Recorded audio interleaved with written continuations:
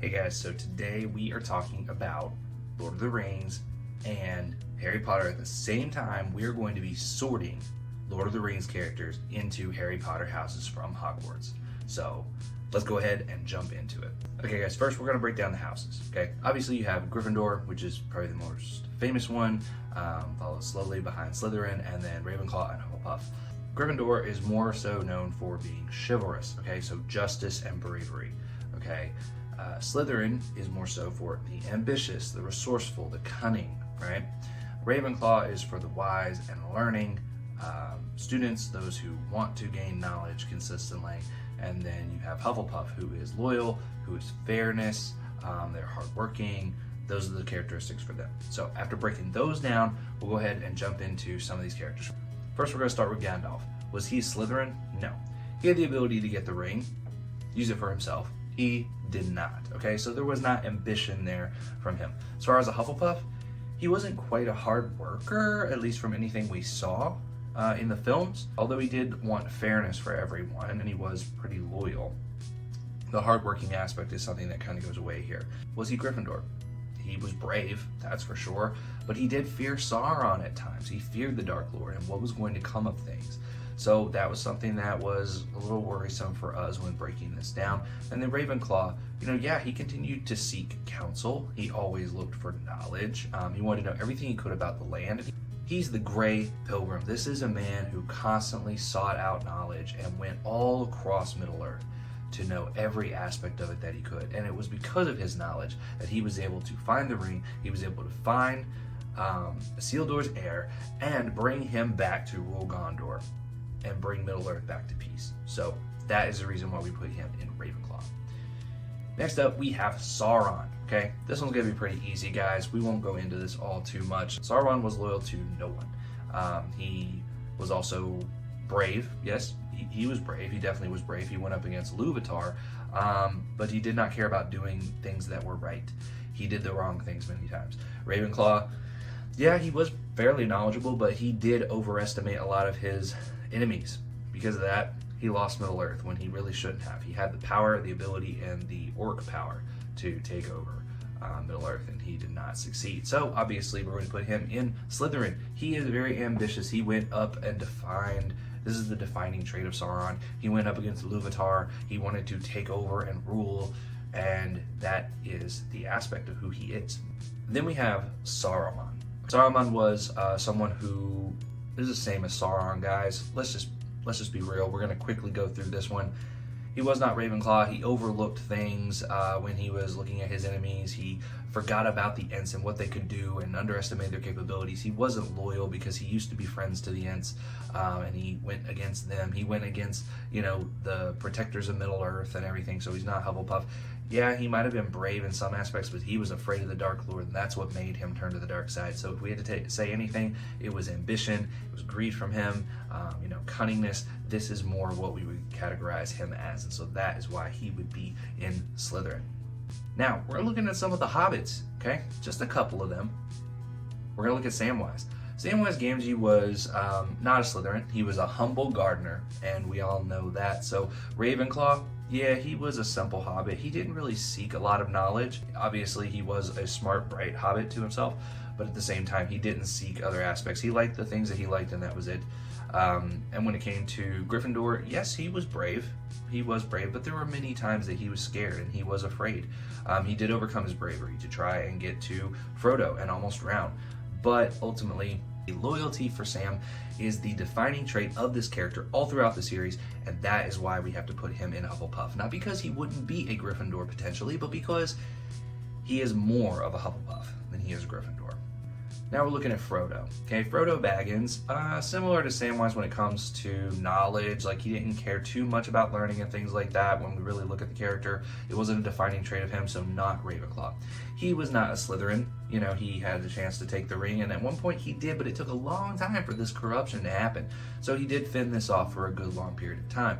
Then you look at Hufflepuff, and he was quite loyal. When you really look at the character, his loyalty would wane at times, but maybe due to the ring. We're not sure exactly how much was him or the ring when it comes to that account, but the defining trait of him was definitely Gryffindor because he wanted to take on the challenge of the ring. He wanted to destroy it, and that bravery of him is what really sent them on their quest and gave them the right person to take care of the burden of the ring.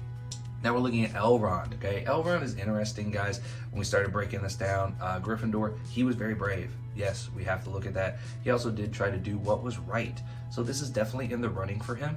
Hufflepuff, he was always loyal to his people, and especially his daughter, Arwen.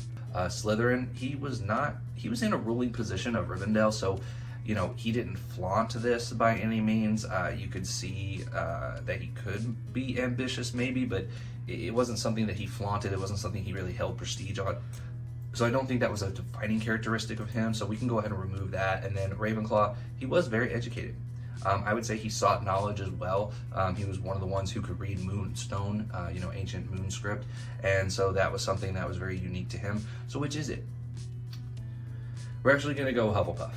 Okay, and the reason this for Elrond is because his loyalty to his daughter was so great that he did what was right and allowed Aragorn to become king again. Okay, it was his loyalty that helped to save Middle-earth, his loyalty to his daughter. Okay, his loyalty to his daughter overcame everything else that was telling him, leave, don't do this, don't be here, don't stay here, don't meddle in this. He overcame that with his loyalty to his daughter. Now, Arwen, okay, we're going to throw Arwen in this, the love of Aragorn. Very interesting to see how she decided to give up her, mortal life and be with him, and go through the pain and suffering of that. So it was very interesting. Ravenclaw, yeah, she was very wise, but it wasn't a staple feature of hers. Slytherin, no, we're definitely not going to do that. We'll cross that off the list for sure. She didn't want to be queen. She just wanted to help elevate Aragorn to where he needed to be and where he was supposed to be. Hufflepuff, yeah, she was loyal, loyal so much to the man that she loved. It was a big part of her character. And yeah, she was brave, doing what was right. Yeah, she was both of those. She wanted to do what was right. She was also very brave. But out of Hufflepuff, Gryffindor, and Ravenclaw, which is the ones that may be in the running, which would it be? We're going to go with Hufflepuff. She's as loyal and devoted of a wife to Aragorn as she can be. She supported him and gave him the strength to be able to be the king that Middle-earth needed. Okay, and it was her loyalty to him, which is what allowed the defeat of Sauron in the end. So that's why we'd have to go with that. It is her overall obvious trait when it comes to her. Now, Legolas, very interesting, guys, and maybe some people will get frustrated with this, but Slytherin, no, he wasn't ambitious. He, his father had a kingdom. He followed Aragorn instead. He left the kingdom behind. He was not an ambitious little elf, okay? Gryffindor, sure, he was brave. He does seek justice and wants to do the right thing, so that was something definitely that we saw out of Legolas. And Hufflepuff, he was very loyal to Gimli after, once being loyal to his father, so he did let go of his father's loyalty, move over to Gimli and, the Fellowship of the Ring. So he was very loyal in that regard, but we didn't necessarily see him be very hardworking, and that's something we didn't necessarily see out of the most of the elves throughout the film, but it doesn't mean that they were not. Ravenclaw, yeah, he's thousands of years old. At the time of Lord of the Rings, he was wise. Did we see wisdom or knowledge seeking out of him? No, he didn't necessarily seek knowledge, but he was a very wise elf being, thousands of years old at that point. So here's what it comes down to when we looked at Legolas. He was fiercely loyal, but the loyalty was trumped by other traits at times. His loyalty to his father was set aside when he saw his father's ways weren't right. He went away from that because it wasn't right. It wasn't the right thing to do. He set aside his own prejudice against the dwarves, and he saw that it wasn't right either. This makes him Gryffindor, in our opinion, because the understanding of what is right overcame everything else. All of his loyalty, anything there, it was what was right that he chose to do, okay? And that's a part of being Gryffindor. Okay, so we talk about Gimli, guys. We'll cross off Ravenclaw. He's not going to be in that. We'll cross off Slytherin, because while many dwarves coveted gold and things like that, Gimli did rise above that. We didn't see him care so much for that. He cared more for his kin. We look at Hufflepuff. He stayed very loyal to his kin. That was absolutely a defining trait. I mean, he was always loyal to the Fellowship, and then he was brave and did see what was right. He wanted to do what was right, even putting aside dwarven grudges against elves and befriending Legolas. So we're going to go with Gryffindor because he did put that aside. He put aside his kin's loyalty. He put aside the loyalty to his kin and their ways of going against the elves and things like that. He rose above that to do what was right and to not be prejudiced against the elves. That was very interesting, and he rose above that through his bravery. He was always the first one to be there with an axe ready to go. That's why we'd have to give that to Gimli. And then finally, Aragorn. Okay, now we have the most tricky one on the list in our opinion, because he was some of almost everything on the list. Ravenclaw, yes, he was wise. He was absolutely wise, okay? But he wasn't known as much for his wisdom. So we would make this not a defining trait of Aragorn. He does lack ambition. He did not want to be the king of Gondor. He did not want to seek what he was actually destined to be, so much so that it put Middle-earth in jeopardy. That's pretty crazy. So we're going to take Slytherin off the list. You look at Hufflepuff, yes, he was loyal to his friends. You look at Gryffindor, yeah, he did what was right, and it led him to be king. So which one was a defining trait for him? In our opinion, guys, and we're going to get some controversy on this, he was definitely a Hufflepuff. Because this is when he led Frodo. He would have followed him all the way to Mordor. I would have gone with you to the end. To the very fires of Mordor. He said that to him. I would have followed you all the way to the fires of Mordor. That's exactly what Aragorn said, and that was a defining trait of him.